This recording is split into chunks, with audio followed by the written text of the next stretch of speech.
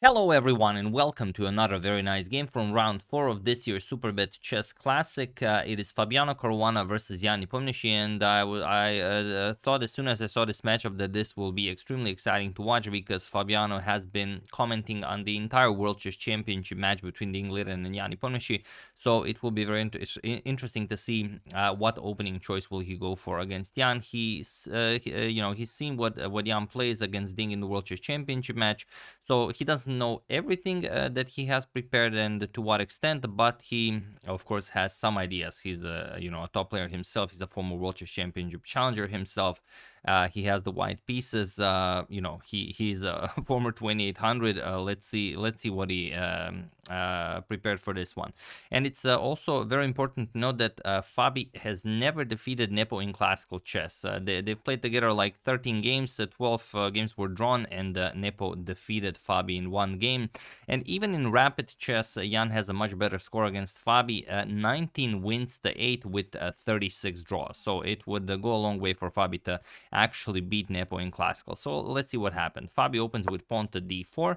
We have knight to f6, pawn to d5, knight to f3 first, pawn to d5, pawn to c4 and e6. We have the queen's gambit declined, knight to c3 and c5. Nepo goes for the 3 knights variation of the Semi-Tarrasch, and now c captures on d5 is the most common move here, but here we have e3, knight to c6, and now c captures on d5, e captures, and bishop to b5. So this is all very standard stuff here. C captures on d4, knight captures, bishop to d7, getting rid of the pin, and now castles. We have bishop to d6, and now knight back to f3, not allowing any unnecessary trades and just keeping the tension. We have bishop to e6, adding a defender to the pawn here, and now just pawn to b3, preparing to fianchetto the dark square bishop. And there is a game where castles was played, and it's a very top tier game. Magnus Carlsen defeated Pregnananda. Pregnananda just castled here. It was last year in the Oslo Esports Cup. Magnus won a very nice game, but here we have pawn to a6, and it is now as of move at 11 that we already have a completely new game.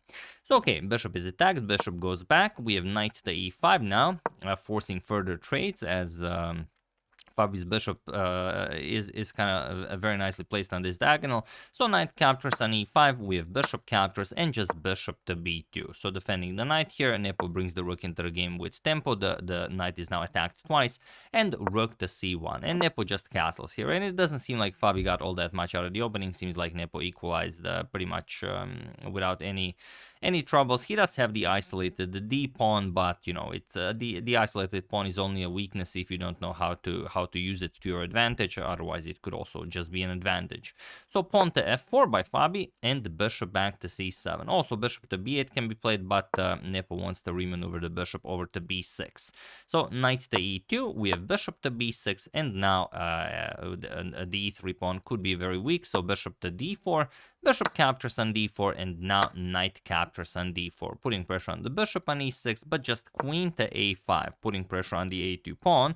So queen to e2 defending, also by playing queen to e2, you connect your rooks here, and now rook f to e8. You're going to move the bishop, and then the e3 pawn might again become a problem. We have pawn to h3, stopping any g4 action from Nepo, and bishop back to d7. We have rook captures on c8, rook captures, and now queen to b2.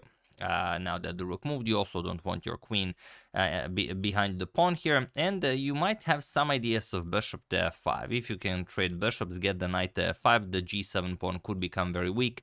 The queen is quite beautiful on this diagonal. So Nepo just takes care of that. He plays queen to c5. Now, even if you try something like that, you can easily trade and just play queen to c3. You never have to worry about this diagonal. So instead, pawn to a4, and now pawn to a5, not allowing b4, as you guys know how potent b4 can be in any position.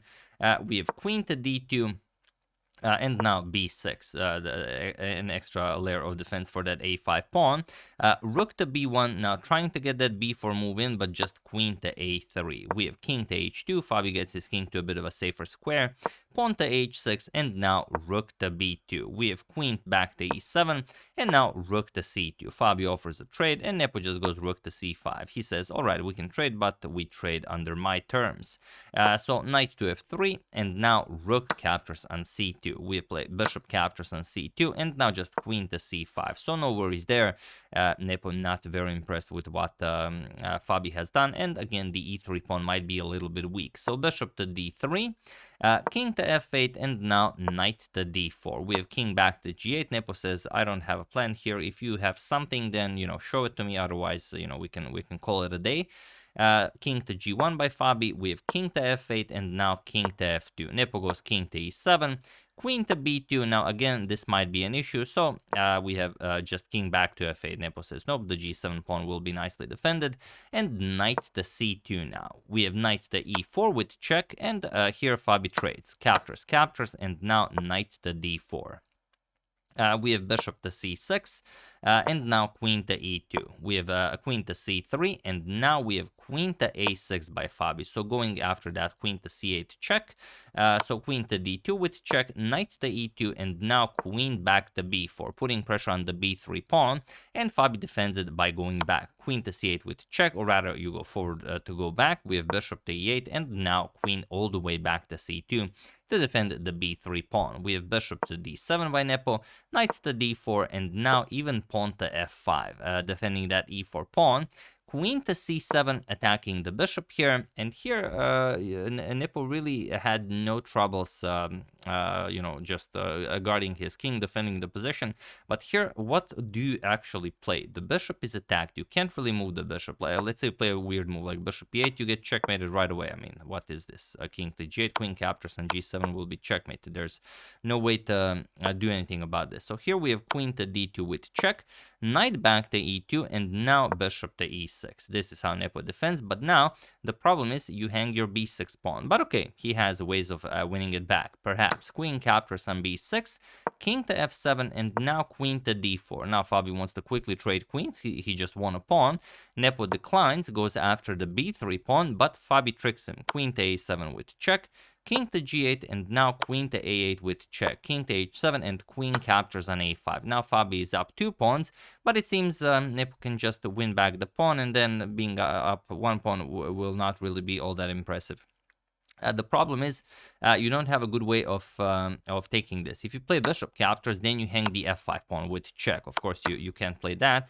And if you play queen captures, it's much trickier. But let's say knight d4 attacks the queen and the bishop.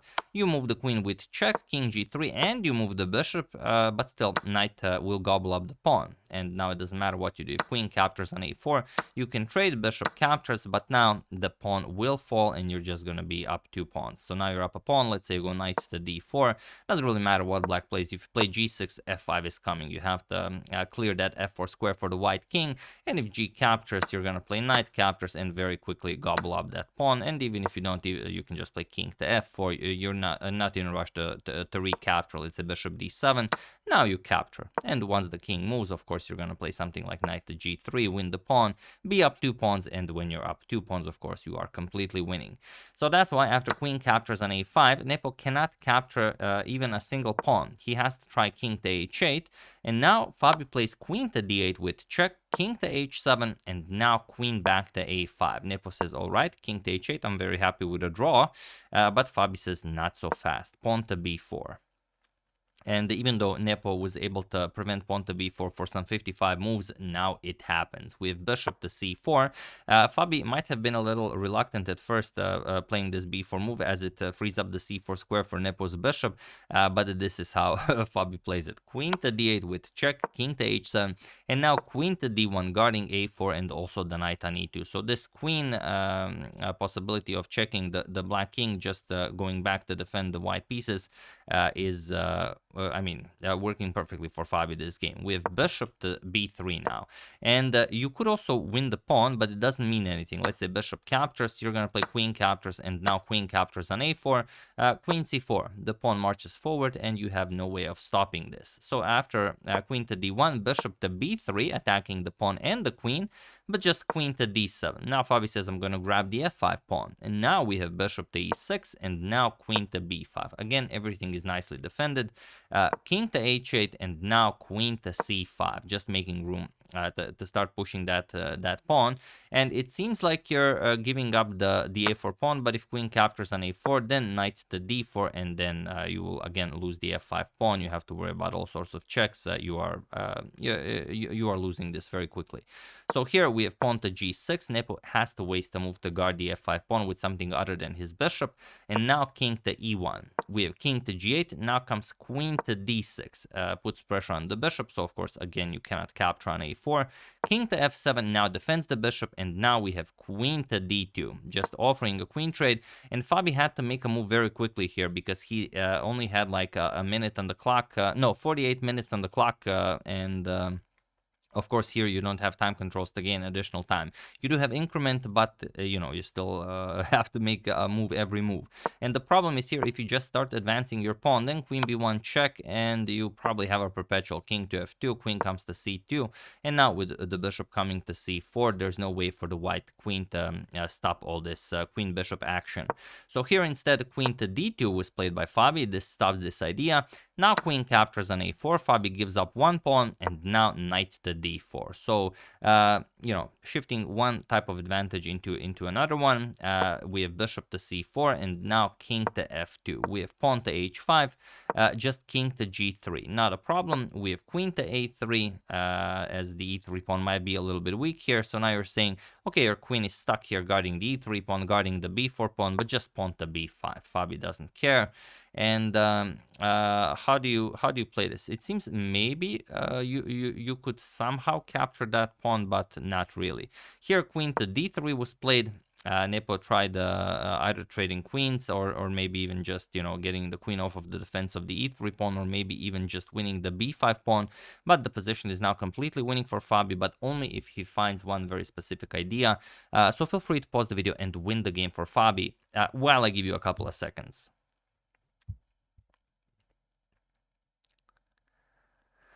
So, for those of you who were able to do it, congratulations on beating Jan Nepomniachtchi for the first time in your life. And for those of you who just want to enjoy the show, it is queen to c1. It's a really odd-looking move that wins the game, but what are you going to do? If it wins, it wins. The problem is, how do you play this? There's no good way. If you were wondering about queen captures on d3, just e captures and the pawn is now sufficient. The d pawn is now sufficient to gain a draw. But after queen to c1, how do you play this? Bishop captures on b5 has to be played, otherwise b6 is coming. So Nepo captured it, but now queen to c7 with check, and now you will see. If you had your doubts about the queen-knight combo, now you will see what the queen-knight combo does. And Nepo is without a move. If the king goes, look at this. If the king goes to g8, then look at this beauty. Queen to d8 with check, king to g7, now knight to e6 with check. Whatever you play doesn't really matter, you're getting checkmated. King f7, knight to g5 check, king to g7, queen to e7 with check, and now whatever you play, let's say king to g8, you're going to play queen to f7 with check, or h7 followed by f7, or f7 followed by h8, and queen to h7 with checkmate. So that's one way to do it. Nepo decided to try and avoid this. He played the king to f8 right away, but now Fabi just played queen to c5 with check, and he was in this position on move 70 that Jan Nepomniachtchi resigned the game, and a beautiful, beautiful victory for Fabiano Caruana, who takes down the former World Chess Championship challenger and also beats Nepo for the first time in his life in a classical game. So absolutely spectacular. The problem is whatever you play, wherever the black king goes, you can just capture the bishop here, and then the e3 pawn will defend it, so leaving black with zero chances of maybe getting some sort of a perpetual. Or if you go to e8, then you can even just trade queens. Let's say queen captures with check, you capture, you're up a full knight, and it doesn't even matter if you play something else. If you play king to e7, you can even trade captures, the king easily stops the pawn, so it's not even close. So yeah, after queen to c5 check, Nepo resigns and Fabi wins another game. So that's second game in a row that Fabi wins in classical. Previous game he defeated Maxim Vachier-Lagrave. Check it out if you haven't. I've covered the game.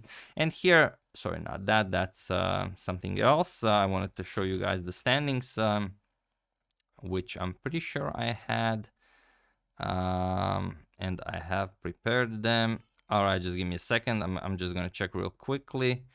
For some reason, I don't have them. I don't want to trick you guys. Yeah, I know I saved them here. There we go. All right. So here are the standings of the Superbet Chess Classic round 4. After 4 rounds, you can see that Fabi is now in sole lead with 3 points. So very nicely done by Fabi. Followed by 2 points, Wesley So and Richard Rapport, Alireza Firujan, Nepomniachtchi, Dingler and Anish Giri with 2 points. Maxim and Yang Krzysztof Duda with 1.5 points. And in last place, Bogdan Daniel Deak. So we'll see what happens. Can Fabi continue this exquisite run? And it's a tough loss for Nepo because not only does he lose a classical game after losing that World Chess Championship match to Ding Liren, but also he was extremely close to hitting that 2800. Now I realize that I might have misspelled Nepo's rating. Yeah, of course I have. For some reason, I had it right the first time, but I just miswrote it for some reason. There we go. At least we're gonna finish it nicely for the rest of the video, because Nepo is very close to 2800, so I don't wanna butcher it like this. But yeah, as you can see, he's 2794, and yeah, he was very close. But still, if he wins a couple of games, the tournament is still happening. Maybe he hits that 2800 mark. He's the closest one to achieving this at this moment. So yeah, that's the game. Hope you guys enjoyed it. I would like to thank Edwin Freeman, Evan Bursey, Ravishing Reptiles YouTube, Lord of Bones, and Mazin Elsarak for your contribution to my channel. Thank you a lot. I really appreciate it. As usual, you can check 2 of my previous videos here. Thank you for watching, and I will see you soon, continuing the coverage of this wonderful classical event until it finishes. So thank you all. I will see you soon, and have an excellent rest of your day. And once again, big congratulations to Fabi for his first win in classical against Nepomniachtchi. See you soon.